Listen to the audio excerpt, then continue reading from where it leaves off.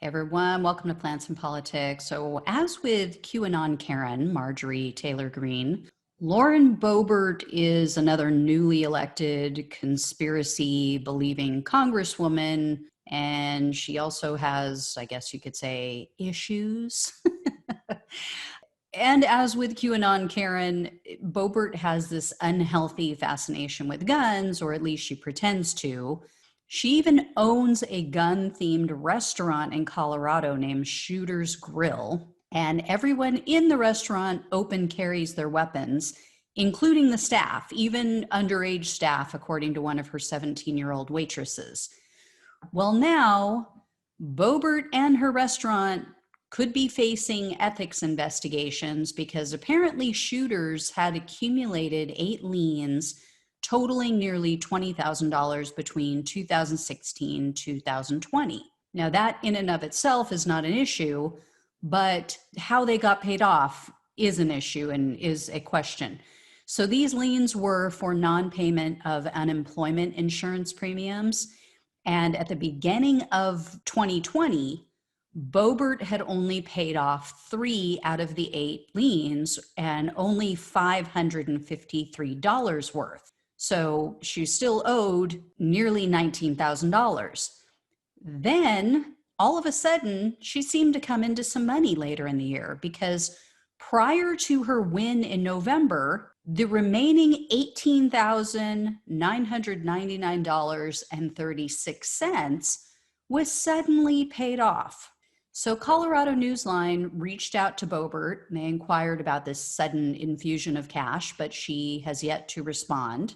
In addition to these suspicious payments, and remember, this is in the midst of a pandemic, which has left most restaurant owners strapped for cash or even shutting down. So all of a sudden, she somehow becomes flush with money.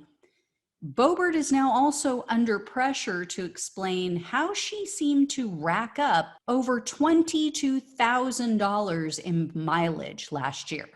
Here's the deal with this. Boebert claimed this mileage, over $22,000 worth of business travel, as a campaign expense. And she pulled that more than $22,000 in cash from donations given to her campaign. So people who have reviewed the documents say essentially Boebert is trying to claim over 38,000 miles of travel, which they say is, quote, the equivalent of driving around the entire world plus an additional 14,000 miles.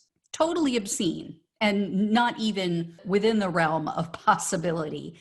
It's also more than double the amount of travel reimbursement that her predecessor, Scott Tipton, had accumulated, and he served for 10 years in Congress in that same district. So a watchdog group called Accountable US has now submitted a formal request seeking an investigation into this matter by the Office of Congressional Ethics. The president of that group, Kyle Herrig, said, quote, Boebert's curious campaign travel expenses warrant an immediate investigation by the Office of Congressional Ethics.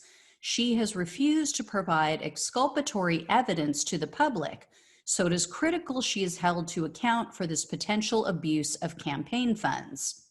And I guess Boebert defended her claimed travel expenses, her office did at least, but they've yet to provide a shred of evidence to back it up. And Herrig's group also points out that Boebert's reimbursement request included dates in which she didn't even have public events scheduled. I mean, remember, we've all been on lockdown because of the pandemic. The Denver Post also looked into it, and they said that they found, quote, no publicly advertised campaign events in March, April, or July, and only one in May. So you did no events, you didn't travel. Her office is trying to say, oh, well, she went to every corner of that district and met with her constituents, and that's how she won. Really? One little district in the state of Colorado, not even California, not even a massive state like California, A little state like Colorado, I mean, comparatively speaking, and you're telling me that she essentially traveled around the world 1.5 times in that state in less than a year. And let's be clear, Boebert is not a national figure. She's not traveling all over the US or around the world. It's not like she was jumping on a plane and traveling to and from DC or anything. She was, as I said, a candidate running for one district within the state of Colorado. How in God's name could she have possibly racked up over $22,000 in travel? And isn't it strange that Boebert pulled over $22,000 from campaign donations for this quote unquote travel, and then suddenly nearly $20,000 in liens on her restaurant were paid off? Yeah, I'm sure that's just a coincidence, though.